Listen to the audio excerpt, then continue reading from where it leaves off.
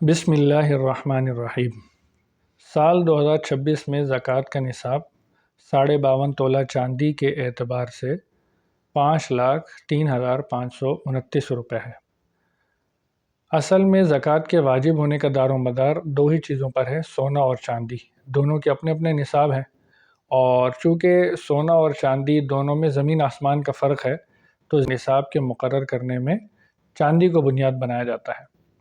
اور اس سال 52.5 تولہ چاندی کی مالیت جیسے کہ حکومت نے مقرر کیا ہے 5,03,529 روپے ہے۔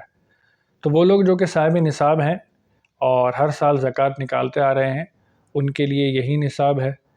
تو اگر اس سے زائد رقم ہے، اپنے قرضہ جات اور اپنی وہ واجب ادائیگیاں جو ان پر بنتی ہیں ان کے نکالنے کے بعد یہ رقم ان کے پاس بچتی ہے تو وہ زکوٰۃ ادا کریں گے، اور اگر اس سے کم رقم ہے تو اس صورت میں ان کے اوپر زکوٰۃ واجب نہیں ہوگی۔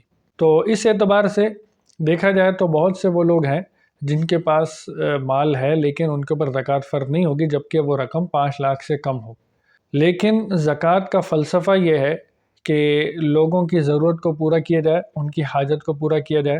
خاندان میں، اعزا اقارب میں، ماتحتوں میں بہت سے ایسے لوگ ہوتے ہیں جو سال میں زکوٰۃ کے منتظر ہوتے ہیں، اور اس کے ذریعے سے ان کی ضرورت کو پورا کیا جاتا ہے۔ اصل میں مالداری اور غربت یہ اللہ تعالیٰ کی تقسیم ہے۔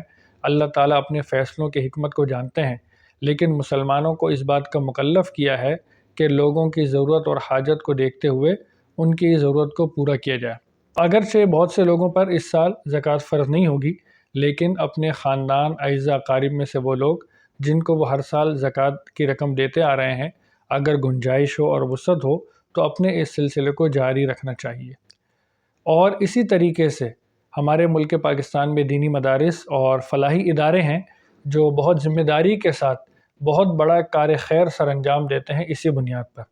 تو کہیں ایسا نہ ہو کہ ہم وہ رقم جو زکوٰۃ کی مد میں ان کو دیتے ہیں، لیکن اس سال زکوٰۃ کا نصاب 5 لاکھ سے بھی اوپر ہے، تو وہ لوگ جن کے اوپر زکوٰۃ فرض نہیں ہے، اگر وہ اپنا سلسلہ جاری نہ رکھیں یا سالانہ وہ رقم جو کچھ نہ کچھ وہ جمع کراتے ہیں، تو اس کی وجہ سے بہت بڑے کار خیر میں تعطل نہ آ جائے۔ اگر اللہ تعالیٰ نے گنجائش اور وسعت دی ہے تو اس سلسلے کو کچھ نہ کچھ جو ہے وہ جاری رکھا جائے، تاکہ ان کا تعاون بھی ہو سکے، اور امت کی طرف سے جو فرض کفایہ ہے، دین کی خدمت، علم کا پھیلانا اور لوگوں کی ضرورت کو پورا کرنا، وہ جو ہے وہ جاری رہ سکے۔